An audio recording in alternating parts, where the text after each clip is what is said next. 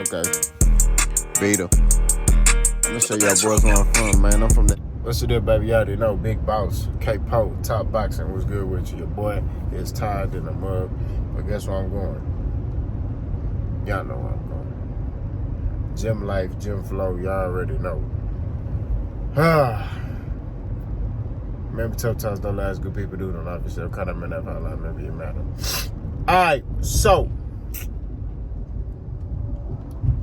I made a video a couple days ago, or weeks ago, I don't remember.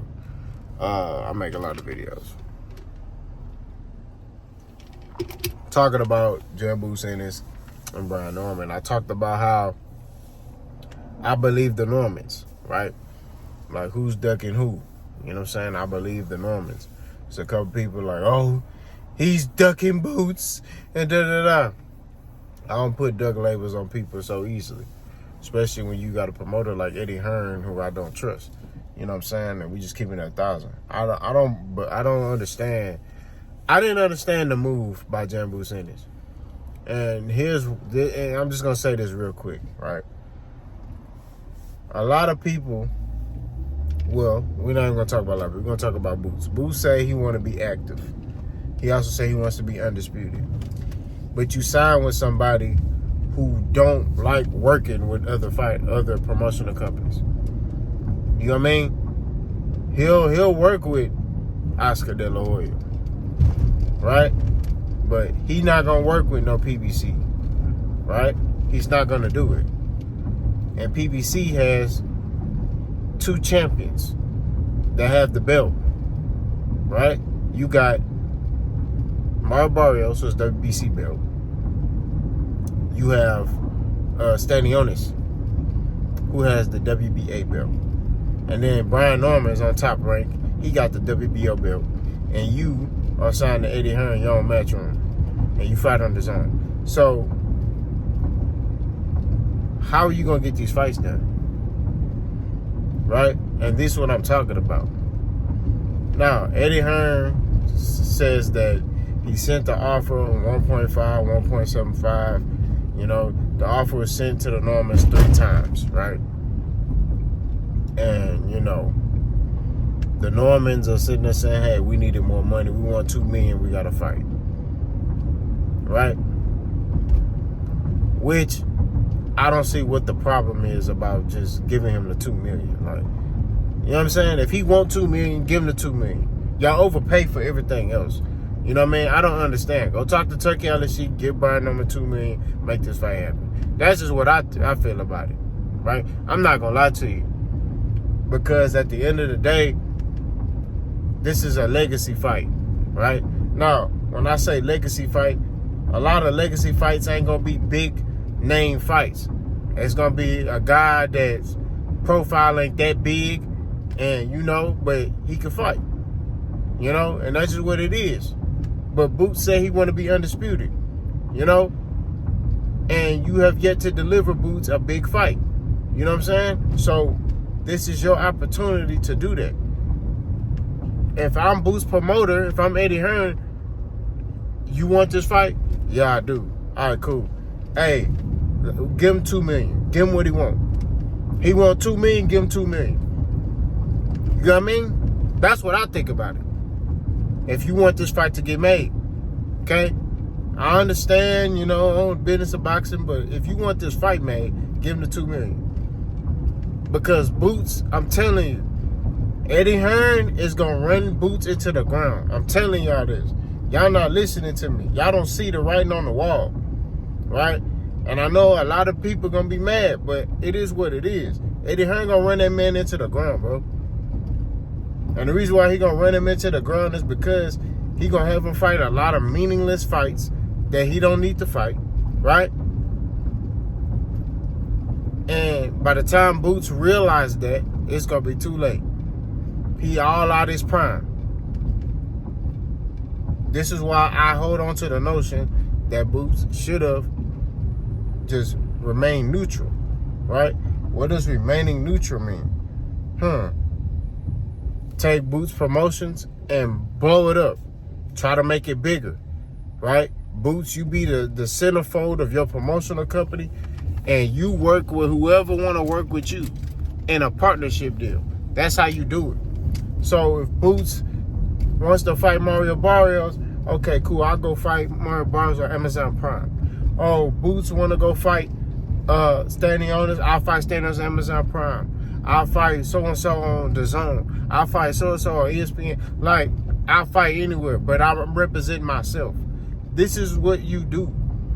I don't feel like him completely signing to Eddie Hearn is beneficial to his career, because what Black American fighter has Eddie Hearn had? Black American fighter that Eddie Hearn has had, that he promoted, right? And he became a bigger star. Don't worry, I'll wait. Put it in the comment section. Don't say Devin Haney, because Devin Haney became a bigger star on his own. Devin Haney left Eddie Hearn and went and signed with Top Rank and bet on himself. You see what I'm saying? Under Devin Haney Promotions, DHP. So we back to square one with this. But the real question is, did Brian Norman dunk, right? That's what everybody want to know. My answer is yes. Simple and plain. Somebody sent you an offer 3 times. If you really want smoke, you sign that contract. Now, what I was saying at first, as far as Eddie Hearn sending him the $2 million to get the fight made, I was talking from a fight fair perspective and a business perspective, right? If I was Eddie Hearn, you need to deliver, right? You made promises to your fighter. You have to deliver. And me, I live by the man code. If I sit here and I tell you something, that's what I'm going to do as a man. You know what I'm saying? I'm not one of them dudes that's going to sit here and make a promise and then I don't live up to my promise. You know what I'm saying? Like, if I tell you, hey, bro, this is what I'm doing, that's what I'm doing. It's not one of them things where it's like, oh, I'm going to do this and then I don't deliver. It's not happening. You know what I mean? So I think Eddie Hearn has to deliver on that promise. But when it comes down to Brian Norman, I do consider it a dunk, right? It's one of those situations where you got to sit here, you analyze everything, and be like, you got Boots, who's a hell of a star. You got Brian Norman, who is a good young fighter. He's 23 years old, right? But it's like neither one of them has really made a stamp in boxing as of yet. You get what I mean? Now, do I think people are afraid to fight Boots? I won't say that, because I don't believe no fighter's afraid of no fighter. That's not what I believe. You know what I'm saying? I feel like anybody that done fought in that ring before, it's not easy getting in that square circle. You know what I'm saying? I'm just going to keep it 1,000. I don't know why we use that term, square circle, but it's not easy getting in that ring, bro. It's not. You get in there, and then it's like, you know, you're in front of your family, you from everybody. You fighting, getting punched in your head, you know, body, shoulder, ribs, all that. You know what I mean? I don't consider anybody to be afraid of any fight, especially if you have an extensive amateur background. Because a lot of time you just fighting.